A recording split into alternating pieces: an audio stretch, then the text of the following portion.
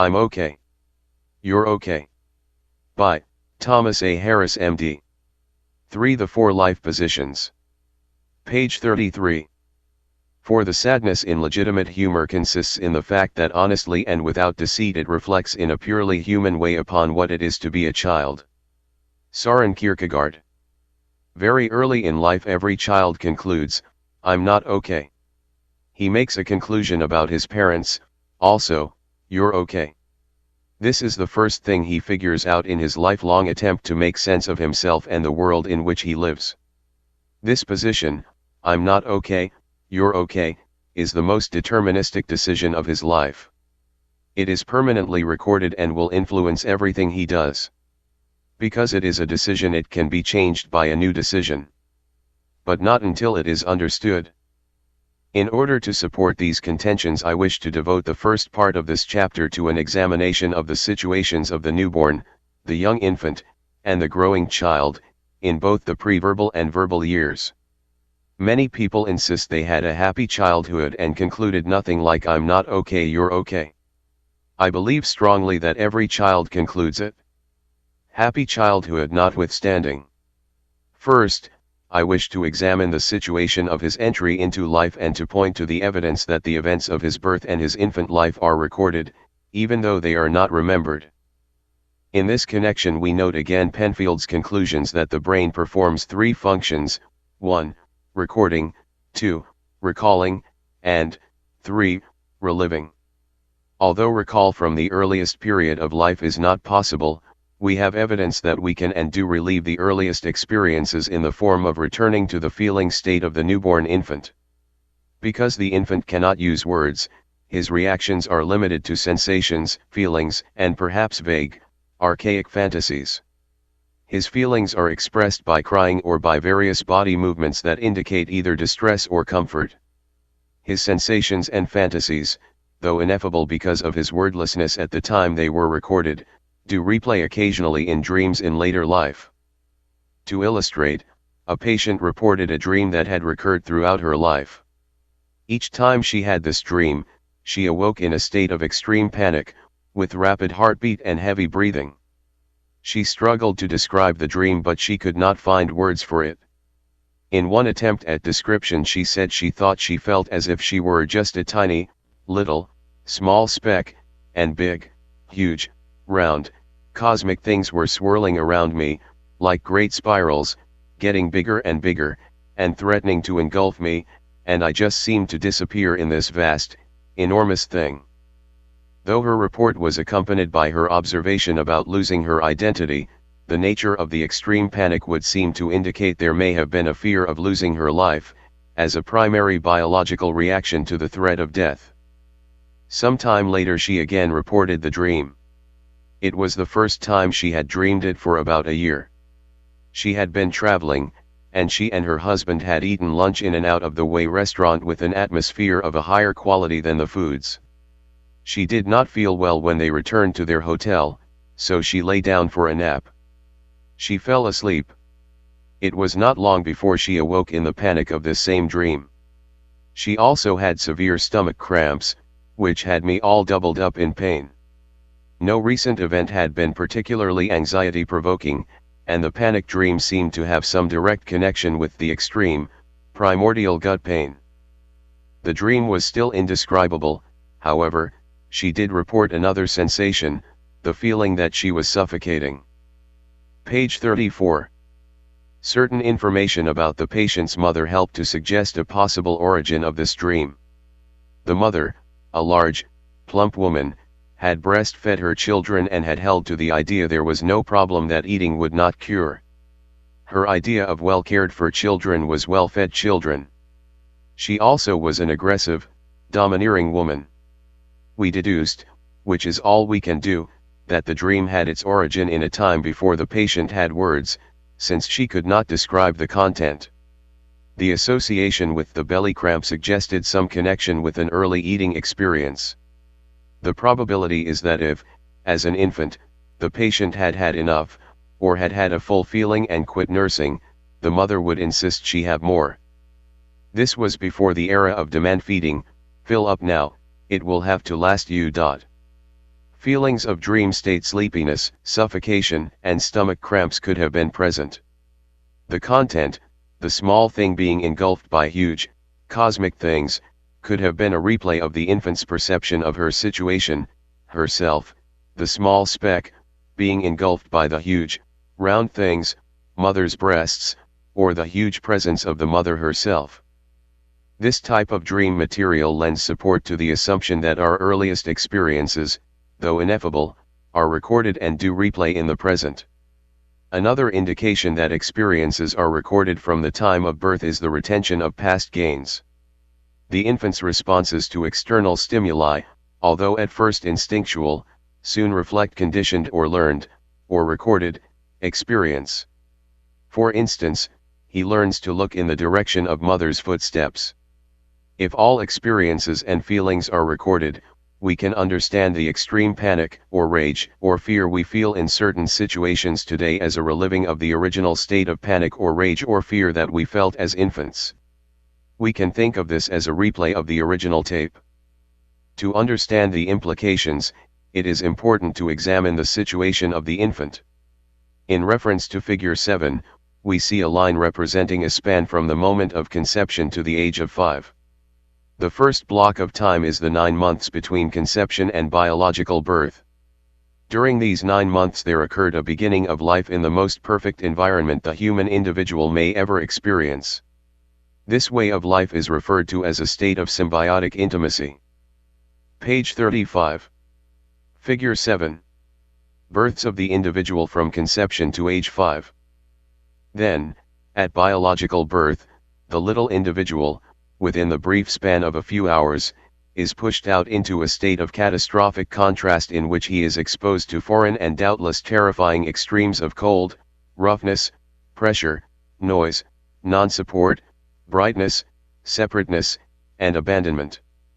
The infant is, for a short time, cut off, apart, separate, unrelated. Common to the many theories about the birth trauma is the assumption that the feelings produced by this event were recorded and reside in some form in the brain. This assumption is supported by the great number of repetitious dreams of the drainage pipe variety which so many individuals experience following situations of extreme stress. The patient describes a dream in which he is swept from a body of water of relative calm into a sewer or drainage pipe.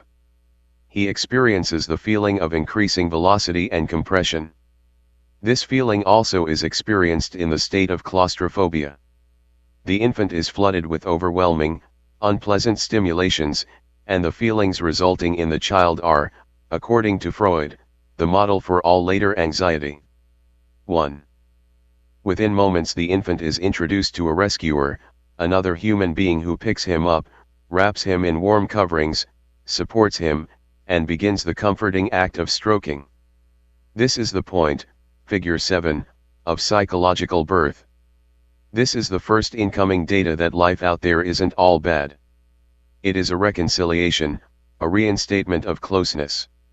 It turns on his will to live. Stroking, or repetitious bodily contact, is essential to his survival. Without it he will die, if not physically, then psychologically. Physical death from a condition known as marasmus once was a frequent occurrence in foundling homes where there was a deprivation of this early stroking. There was no physical cause to explain these deaths except the absence of essential stimulation. Page 36. This painful on-again off-again keeps the infant in a constant state of disequilibrium. During the first 2 years of life he does not have conceptual thinking tools, words, to construct an explanation of his uncertain status in his world. He is, however, continually recording the feelings which grow from the relationship between himself and others, primarily mother, and these feelings are directly related to stroking and non-stroking. Whoever provides stroking is okay. His estimate of himself is unsure because his okay feelings are transitory and continually being replaced by not okay feelings. Finally the uncertainty convinces him I'm not okay. At what point does the child make final his decision as to the position, I'm not okay you're okay? Piaget, too, on the basis of meticulous observations of infants and small children, believes that the development of causality, what follows what, begins in the early months of life and is acquired by the end of the second year. In other words, data, in the form of a jumble of impressions, begins accumulating in certain sequential patterns, to a point where a pre-verbal position, or conclusion, is possible. Piaget says, in the course of the first 2 years of childhood the evolution of sensoromotor intelligence, and also the correlative elaboration of the universe, seem to lead to a state of equilibrium bordering on rational thought. I believe this state of equilibrium, evident at the end of the second year or during the third year, is the product of the child's conclusion about himself and others, his life position. Once his position is decided, he has something solid to work with, some basis for predictability. Piaget says that these early mental processes are not capable of knowing or stating truths but are limited to desiring success or practical adaptation. If I'm not okay and you're okay, what can I do to make you, an okay person, be good to me, a not okay person? The position may seem unfavorable, but it is a true impression, to the child, and it is better than nothing. Thus the state of equilibrium. The adult in the little person has achieved its first mastery in making sense of life, in solving what Adler called life's central problem, the attitude towards others, and what Sullivan called the self-attitudes which are carried forever by the individual. One of the clearest statements on the development of positions is made by Kubai. It is possible to make one certain deduction, namely, that early in life, sometimes within the earliest months and sometimes later, a central emotional position is frequently established. The clinical fact which is already evident is that once a central emotional position is established early in life, it becomes the effective position to which that individual will tend to return automatically for the rest of his days. This in turn may constitute either the major safeguard or the major vulnerability of his life. In fact, the establishing of a central emotional position may turn out to be one of the earliest among the universals in the evolution of the human neurotic process, since it may start even in the pre-verbal and largely pre-symbolic days of infancy. Whenever the central emotional position is painful, the individual may spend his whole life defending himself against it, again using conscious, preconscious, and unconscious devices whose aim it is to avoid this pain-filled central position. 3 italics mine. Page 37. Kubai then raises the question as to whether or not these positions are alterable later in life. I believe they are. Although the early experiences which culminated in the position cannot be erased, I believe the early positions can be changed. What was once decided can be undecided. Transactional analysis constructs the following classification of the 4 possible life positions held with respect to oneself and others. 1. I'm not okay, Yuri okay. 2. I'm not okay, Yuri not okay. 3. I'm okay, Yuri not okay. 4. I'm okay, you're okay. Before I elaborate each position, I wish to state a few general observations about positions. I believe that by the end of the second year of life, or sometime during the third year, the child has decided on one of the first 3 positions. The I'm not okay, you're okay is the first tentative decision based on the experiences of the first year of life. By the end of the second year it is either confirmed and settled or it gives way to position 2 or 3, I'm not okay, Yuri not okay, or I'm okay, Yuri not okay. Once finalized, the child stays in his chosen position and it governs everything he does. It stays with him the rest of his life, unless he later consciously changes it to the 4th position. People do not shift back and forth. The decision as to the first 3 positions is based totally on stroking and non-stroking. The first 3 are nonverbal decisions. They are conclusions, not explanations. Yet they are more than conditioned responses. They are what Piaget calls intellectual elaborations in the construction of causality. In other words, they are a product of adult data processing in the very little person. I'm not okay, Yuri okay. This is the universal position of early childhood, being the infant's logical conclusion from the situation of birth and infancy. There is okayness in this position, because stroking is present. Every child is stroked in the first year of life simply by the fact that he has to be picked up to be cared for. Without at least minimal handling, the infant would not survive. There is also not okayness. That is the conclusion about himself. I believe the evidence points to the overwhelming accumulation of not okay feelings in the child, making logical, on the basis of the evidence he has, his not okay conclusion about himself. In explaining transactional analysis to patients and non-patients, I have found it generally that's it. Response to the explanation of the origin and existence of the not okay child. I believe that acknowledging the not okay child in each of us is the only sympathetic, thus curative, way games can be analyzed. Considering the universality of games, the universality of the I'm not okay is a reasonable deduction. Adler's break with Freud was over this point. Sex was not at the basis of man's struggle in life, but rather feelings of inferiority, or not okay, which were apparent universally. He claimed that the child, by virtue of his small size and helplessness, inevitably considered himself inferior to the adult figures in his environment. Harry Stack Sullivan was greatly influenced by Adler, and I was greatly influenced by Sullivan, with whom I studied for the 5 years preceding his death.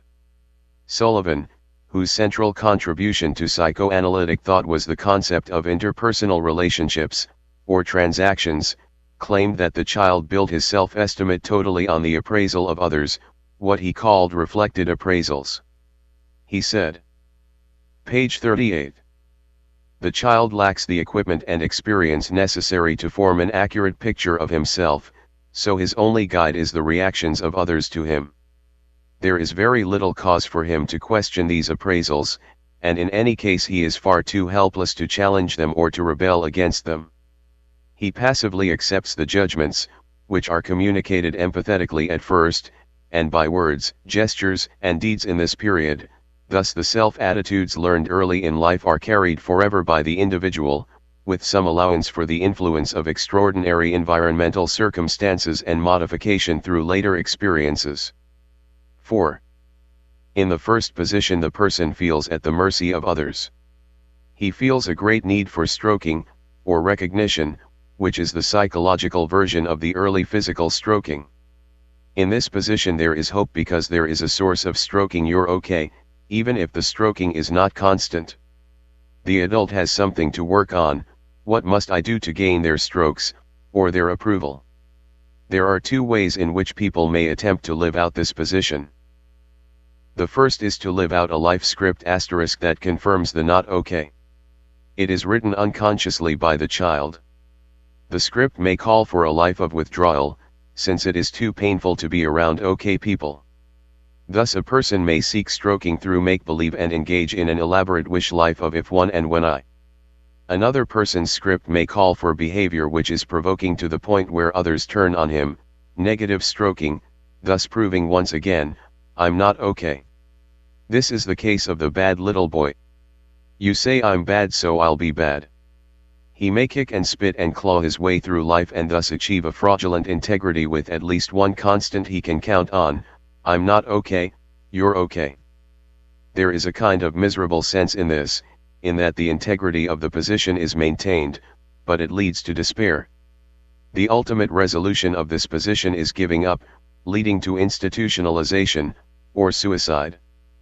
A more common way to live out this position is by a counterscript, also unconscious, with borrowed lines from the parent, you can be okay, if.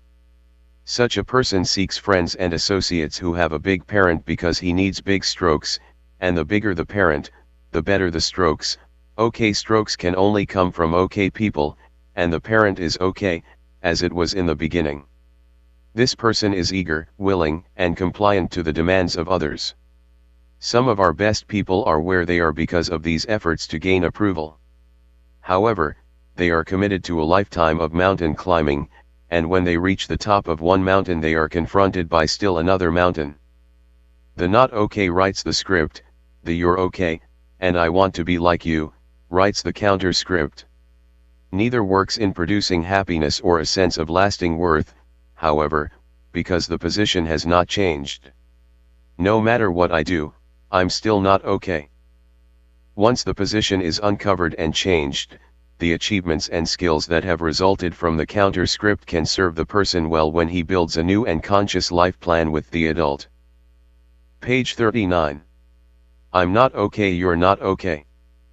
If all children who survive infancy initially conclude I'm not okay, you're okay, what happens to produce the second position, I'm not okay and neither are you?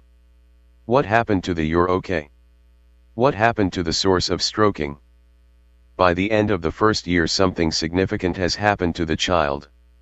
He is walking. He no longer has to be picked up. If his mother is cold and non-stroking, if she only put up with him during the first year because she had to, then his learning to walk means that his babying days are over. The stroking ceases entirely.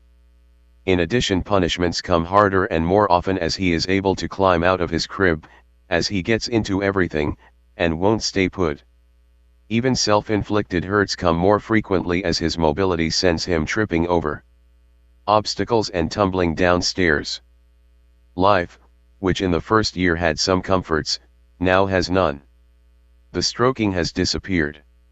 If this state of abandonment and difficulty continues without relief through the second year of life, the child concludes I'm not okay, you're not okay.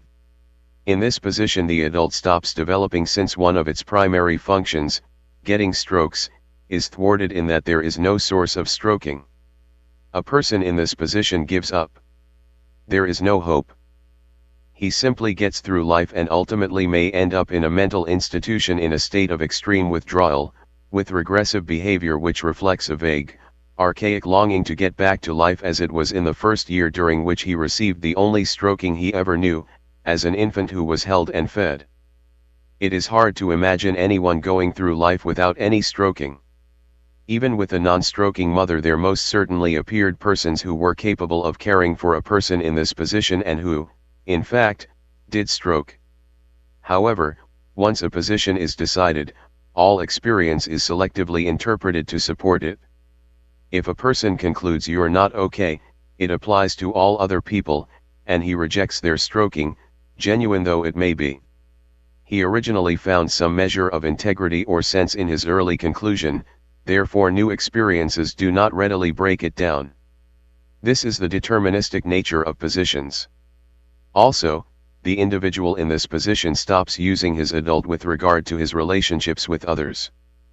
Therefore, even in treatment, it is difficult to reach his adult, particularly in view of the fact that the therapist also occupies the category you're not okay.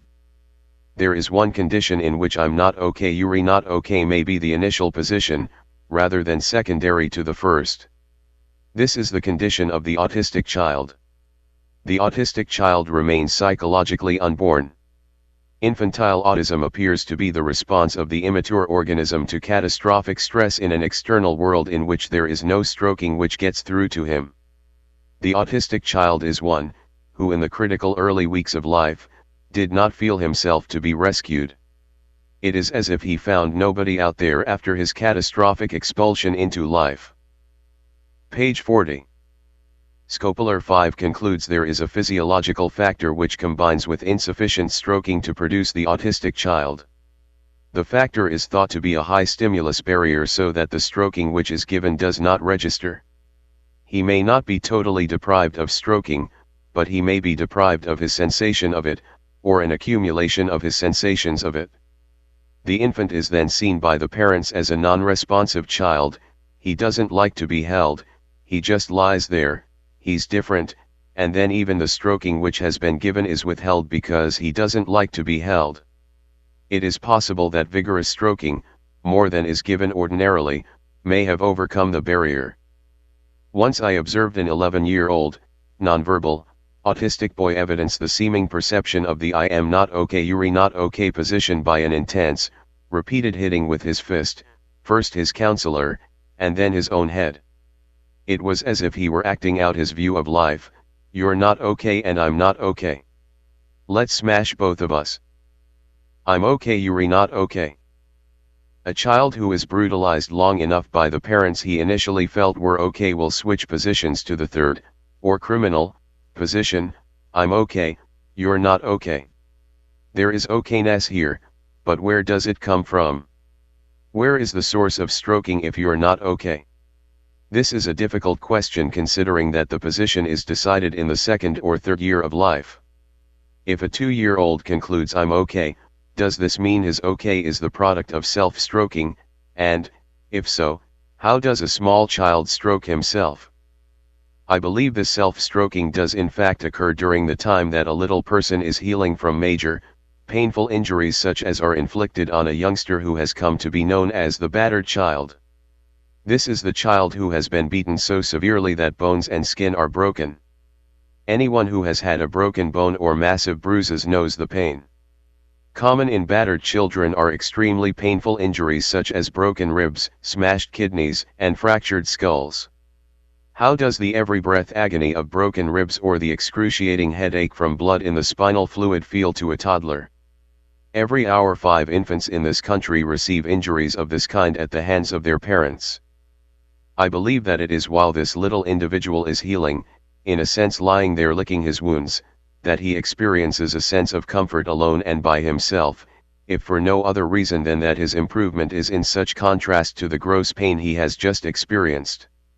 It is as if he senses, I'll be alright if you leave me alone. I'm okay by myself. As the brutal parents reappear, he may shrink in horror that it will happen again. You hurt me. You are not okay. I'm okay, you're not okay. The early history of many criminal psychopaths, who occupy this position, reveal this kind of gross physical abuse. Such a little person has experienced brutality, but he has also experienced survival. What has happened can happen again. I did survive. I will survive. He refuses to give up. As he grows older he begins to strike back. He has seen toughness and knows how to be tough. He also has permission, in his parent, to be tough and to be cruel. Hatred sustains him although he may learn to conceal it with a mask of measured politeness. Carol Chessman said, "There is nothing that sustains you like hate, it is better to be anything than afraid." Page 41. For this child the I'm okay, you're not okay position is a life-saving decision. The tragedy, for himself and for society, is that he goes through life refusing to look inward. He is unable to be objective about his own complicity in what happens to him. It is always their fault. It's all them. Incorrigible criminals occupy this position. They are the persons without a conscience who are convinced that they are okay no matter what they do and that the total fault in every situation lies in others. This condition, which at one time was referred to as moral imbecility, is actually a condition in which the person has shut out any incoming data that anyone is okay. For this reason treatment is difficult, since the therapist is not okay along with everyone else. The ultimate expression of this position is homicide, felt by the killer to be justifiable, in the same way that he felt justified in taking the position in the first place. The person in the I'm okay, you're not okay position suffers from stroking deprivation. A stroke is only as good as the stroker. And there are no okay people. Therefore there are no okay strokes. Such a person may develop a retinue of yes men who praise and stroke him heavily. Yet he knows they are not authentic strokes because he has had to set them up himself, in the same way he had to produce his own stroking in the first place.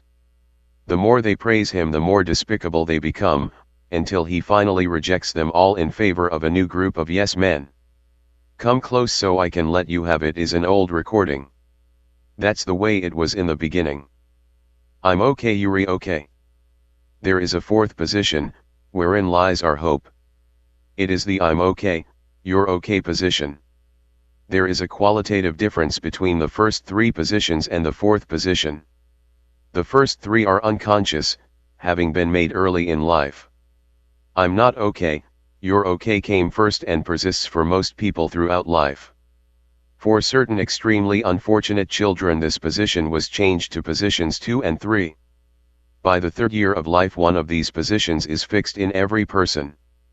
The decision as to position is perhaps one of the first functions of the infant's adult in the attempt to make sense out of life, so that a measure of predictability may be applied to the confusion of stimuli and feelings.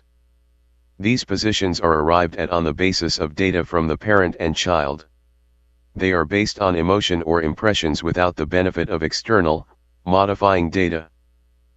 The fourth position, I'm okay, you're okay, because it is a conscious and verbal decision, can include not only an infinitely greater amount of information about the individual and others, but also the incorporation of not yet experienced possibilities which exist in the abstractions of philosophy and religion. The first three positions are based on feelings. The fourth is based on thought, faith, and the wager of action. The first three have to do with why. The fourth has to do with why not. Our understanding of okay is not bound to our own personal experiences, because we can transcend them into an abstraction of ultimate purpose for all men. Page 42. We do not drift into a new position. It is a decision we make. In this respect it is like a conversion experience. We cannot decide on the fourth position without a great deal more information than most persons have available to them about the circumstances surrounding the original positions decided on so early in life. Fortunate are the children who are helped early in life to find they are okay by repeated exposure to situations in which they can prove, to themselves, their own worth and the worth of others. Unfortunately, the most common position, shared by successful and unsuccessful persons alike, is the I'm not okay, you're okay position. The most common way of dealing with this position is by the playing of games. Byrne defines a game as an ongoing series of complementary ulterior transactions progressing to a well-defined, predictable outcome. Descriptively, it is a recurring set of transactions, often repetitious, superficially plausible, with a concealed motivation, or, more colloquially, a series of moves with a snare, or gimmick. 6. I believe all games have their origin in the simple childhood game, easily observed in any group of 3-year-olds, mine is better than yours. This game is played to bring a little momentary relief from the awful burden of the not okay. It is essential to keep in mind what the I'm not okay, you're okay position means to the 3-year-old. I'm not okay means, I'm 2 feet tall, I'm helpless, I'm defenseless, I'm dirty, nothing I do is right, I'm clumsy, and I have no words with which to try to make you understand how it feels. You're okay means, you are 6 feet tall, you are powerful, you are always right, you have all the answers, you are smart, you have life or death control over me, and you can hit me and hurt me, and it's still okay. Any relief to this unjust state of affairs is welcome to the child. A bigger dish of ice cream, pushing to get first in line, laughing at sister's mistakes, beating up little brother, kicking the cat, having more toys, all give momentary relief even though down the road is another disaster like a spanking, getting hit by little brother, being clawed by the cat, or finding someone who has more toys. Grown-ups indulge in sophisticated variations of the mine is better game. Some people achieve temporary relief by accumulating possessions, by living in a bigger, better house than the Joneses, or even reveling in their modesty, I am humbler than you are. These maneuvers, which are based on what Adler called guiding fictions, may provide a welcome relief even though down the road may be a disaster in the form of an oppressive mortgage or consumptive bills, which commit the person to a life of perpetual drudgery. In Chapter 7, games are explained in detail as a misery-producing solution which compounds the original misery and confirms the not okay. The aim of this book is to establish that the only way people get well or become okay is to expose the childhood predicament underlying the first 3 positions and prove how current behavior perpetuates the positions. Page 43. Finally, it is essential to understand that I'm okay, you're okay is a position and not a feeling. The not okay recordings in the child are not erased by a decision in the present. The task at hand is how to start a collection of recordings which play okay outcomes to transactions, successes in terms of correct probability estimating, successes in terms of integrated actions which make sense, which are programmed by the adult, and not by the parent or child, successes based on an ethic which can be supported rationally. A man who has lived for many years by the decisions of an emancipated adult has a great collection of such past experiences and can say with assurance, I know this works. The reason I'm okay you're okay works is that instant joy or tranquility is not expected. One day a young divorcee in one of my groups complained angrily, "You and your damned okay bit. I went to a party last night and I decided to be just as nice as could be, and I decided everyone else there was okay. And I went up to this woman I know, and I said, 'Why don't you come over and have coffee with me sometime?' And she cut me down to 2 feet tall with, 'Well, I would like to, but you know everybody doesn't have the time to sit around and gas all day the way you do. It's for the birds, won't work.'" Personal or social storms are not going to subside immediately when we assume a new position. The child wants immediate results, like instant coffee, and immediate relief from acid indigestion. The adult can comprehend that patience and faith are required. We cannot guarantee instant okay feelings by the assuming of the "I am okay you're okay" position. We have to be sensitive to the presence of the old recordings, but we can choose to turn them off when they replay in a way that undermines the faith we have in a new way to live, which, in time, will bring forth new results and new happiness in our living. The adult also can recognize the child responses in others and can choose not to respond in kind. The change that this entails, and how change is possible, will be illustrated in the next chapter.